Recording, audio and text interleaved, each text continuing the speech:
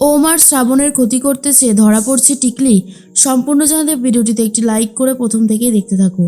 গল্পের শুরুতেই দেখা যায় যে সানায়া শ্রাবণকে বলে, এই যে বৌদি ভাই, অনেকক্ষণ থেকে তোমরা চুপচাপ বসে আছো, নাও কফি এনেছি, কফি খেয়ে একটু মুডটাকে ফ্রেশ করে নাও তো দেখি, নাও নাও নাও কফি খাও।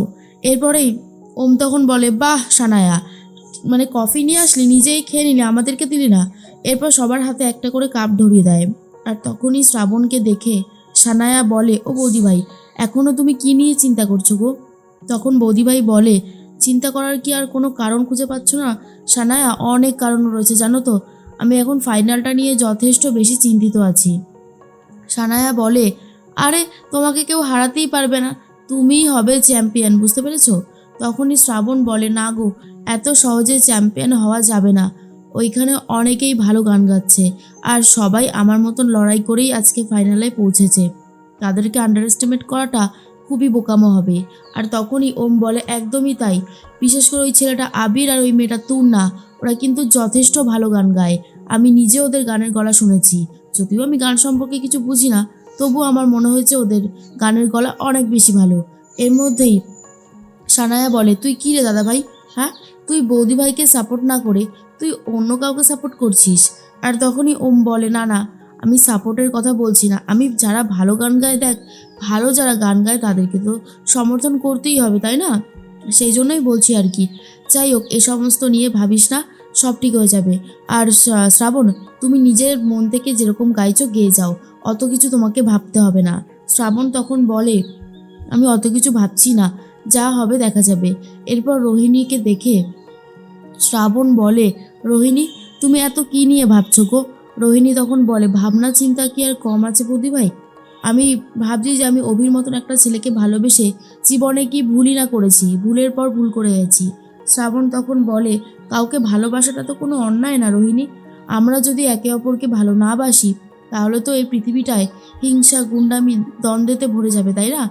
তুমি যাকে ভালোবেসেছো সেই মানুষটা ভালো না, কিন্তু ভালোবাসা তো খারাপ হতে পারে না। রোহিণী বলে, আমার খুব কষ্ট হয় জানো বৌদি ভাই, এই যে অভি এত কিছু করেছে, তারপরেও যে অভির ওপর রাগ আসবে সেটা হয়, কিন্তু পরেই মনে হয় আমার জীবনটাও তো অন্য রকমের হতে পারতো, আমিও তো বাকি সবার মতন একটু বিয়ে করে সুখে শান্তিতে সংসার করতে পারতাম, কিন্তু সেটা তো আর হলো না। এরপরই শ্রাবণ বলে, দেখো, এইসব নিয়ে অত ভাবনা চিন্তা করো না, যা হবে ভালোই হবে।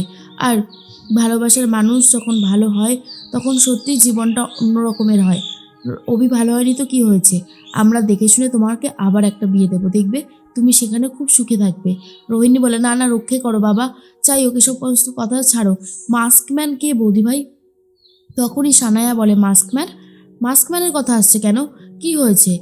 আর মম তো এখানে নেই, মম তো কান্ট্রির বাইরে রয়েছে, আর এটা একদমই প্রমাণিত।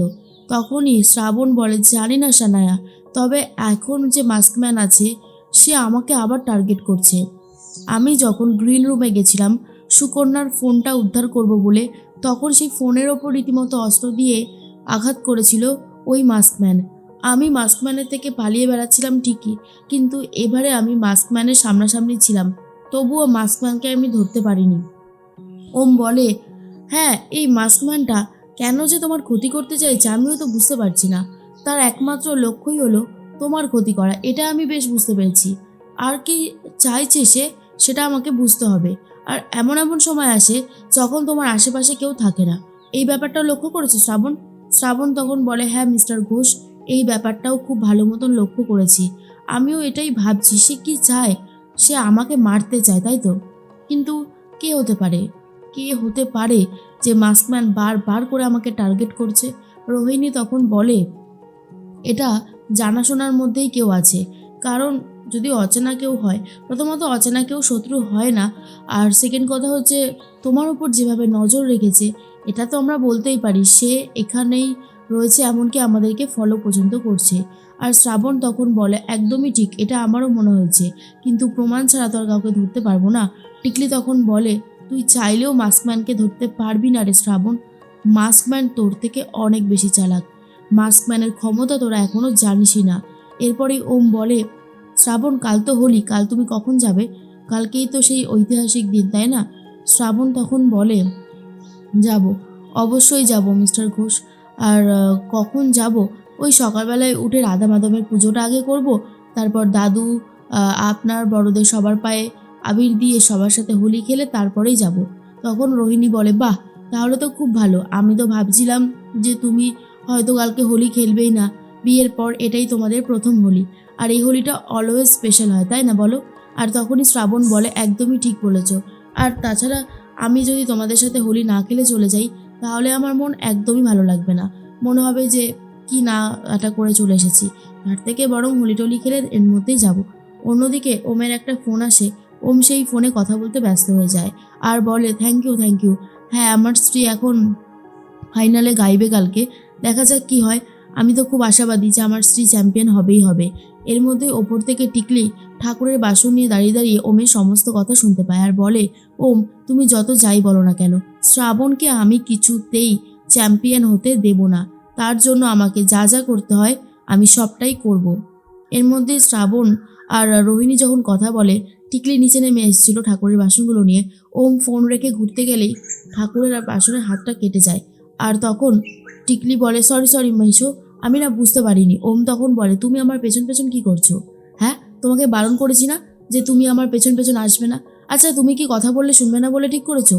তখনই শ্রাবণের কথাই বারবার ভাবতে থাকে টিকলি আর বলে, না না মেশো, মেশো তুমি এখন শ্রাবণকে বলো না গো, মানিকে বললে না ও আমাকে ভুল বুঝবে। আমি কিন্তু তোমার হাতে ইচ্ছে করে এরকম আঘাত করিনি। আর ওম তখন বলে, ঠিক আছে ঠিক আছে, আমি তোমার সাথে এই ব্যাপারে আর একটা কথাও বলতে চাই না। তখন টিকলি বলে, তুমি এখন শ্রাবণকে বললে ও আমাকে অনেক কষ্ট দেবে, ভাববে যে আমি ইচ্ছা করে করে তোমাকে আঘাত করলাম। তুমি প্লিজ বলো না। ঠিক আছে, আমি ক্ষমা চাইছি। এরপরে ওম বলে, দাঁড়াও টিকলি, আমি তোমাকে বলে দিচ্ছি, আমি শ্রাবণকে এসব আঘাতের কথা কিছুই বলবো না, বাট তুমিও বলবে না। আর তুমি একটু ভদ্র হয়ে থাকো, বুঝেছো? পরিবারের প্রত্যেকটা মানুষই তোমাকে অনেক বেশি ভালোবাসে। তুমি যে কেন এই কথাটা বুঝতে পারো না, আমিও মাঝে মধ্যে বুঝতে পারি না। তোমার তো এখন অনেক ভালো থাকার সময়, তোমার মানি তোমাদেরকে কত হেল্প করে। শোনো, মানি সবসময় ভালো চাইবে, বুঝেছো? এই পরিবারের ভালো চাইবে, তাতে তোমরাই ভালো থাকবে।